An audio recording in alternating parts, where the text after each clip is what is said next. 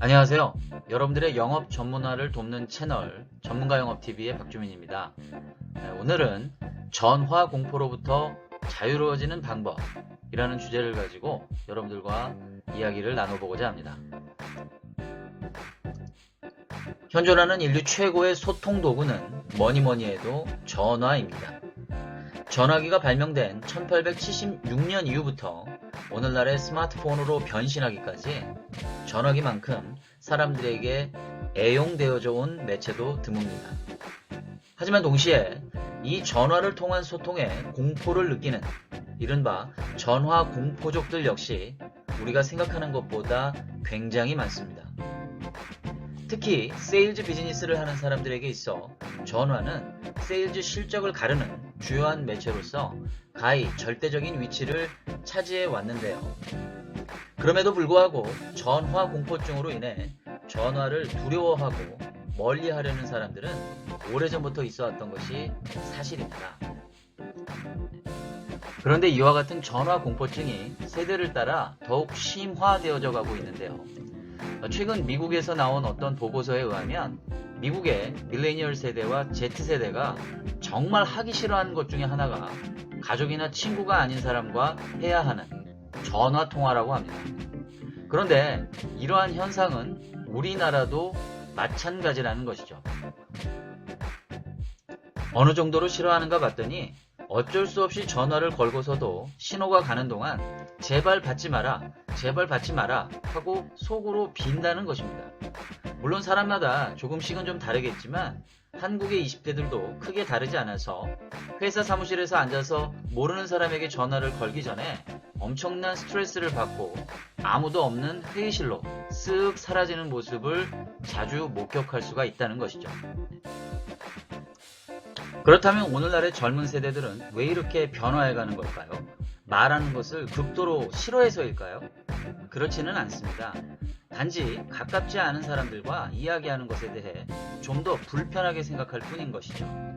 즉, 그들이 음성보다 텍스트를 꼭 선호해서라기보다는 전화통화나 대면 인터뷰와 같이 대화가 실시간으로 일어나는 동기식 소통보다 이메일이라든지 카톡, 이와 같이 실시간으로 꼭 대답하지 않아도 되는 비동기식 소통을 더욱 선호한다라고 볼 수 있는 것이죠. 그래서 정리를 해보면 젊은 세대들일수록 가족이나 친한 친구가 아닌 그런 사람들과 동기적 소통을 하는 상황을 더욱 부담스럽게 생각하고요. 이메일이나 메시지처럼 대답할 시간을 직접 결정할 수 있는 비동기식 소통을 선호한다라고 보시면 되겠습니다. 그런데 중요한 것은 비즈니스 현장에서만큼은 이 동기식 소통을 결코 배제할 수가 없다는 점입니다. 최근 코로나 사태로 인해서 우리 사회는 보다 급격하게 언컨택트화가 되고 있는데요. 대표적으로 우리가 영화에서나 봤던 혼합현실 비즈니스 미팅이 우리의 현실 속에 점점 다가오는 듯한 느낌이 듭니다. 그런데 이러한 혼합현실 비즈니스 미팅에 참여하기 위해서는요, 반드시 허브 채널에 접속을 해야 하고요. 그리고 이 허브 채널에 접속을 할 수 있는 권한을 부여받기 위해서는 기존의 동기식, 비동기식 소통 방식, 그 중에서도 대표적인 전화를 통해서 소통하는 방식을 배제해서는 우리가 결코 그러한 미팅에 참여할 수가 없기 때문에 우리는 전화를 통한 소통 방식에 두려워할 것이 아니라 보다 자유로워질 수 있는 방법을 배우고 이해하는 것이 무엇보다 중요하다 하겠습니다. 그래서 제가 준비한 전화 공포로부터 자유로워지는 방법은 크게 세 가지인데요. 첫 번째는 스크립트 혹은 매뉴얼 작성 연습이 되겠고요. 두 번째는 침묵을 받아들이기. 세 번째는 녹음 및 개선하기가 되겠습니다. 첫 번째로 스크립트 작성 및 연습이 되겠습니다. 우리가 보통 아웃바운드로 접근을 할 때에는 스크립트를, 인바운드로 대응을 할 때에는 매뉴얼을 작성한다라고 생각하시면 되겠는데요. 이 전화라고 하는 매체가 가지고 있는 가장 큰 장점 중에 하나는 비대면 비접촉 상황에서 미리 시나리오를 준비를 하고 그 시나리오를 충분한 리허설을 통해서 만반의 대응을 할 수가 있다는 것이죠. 바로 이것이 전화 공포로부터 자유로워지는 최고의 방법이라고 할 수가 있습니다. 비슷한 맥락으로 우리가 보통 드라마에서 연기자들이 펼치는 연기도 결국 배우들에게 있어 대본이 있기 때문에 가능한 것이거든요. 그것을 철저하게 암기했을 때 우리가 아름다운 연기를 볼 수가 있잖아요. 또 프리젠테이션의 대가라고 불리웠던 고 스티브 잡스도 미리미리 예상 질문 리스트들을 만들고 충분한 리허설을 했다라고 해요. 바로 그러한 것들이 바탕이 됐기 때문에 완벽한 프리젠테이션 그리고 애드립을 펼칠 수가 있었다라는 것이죠.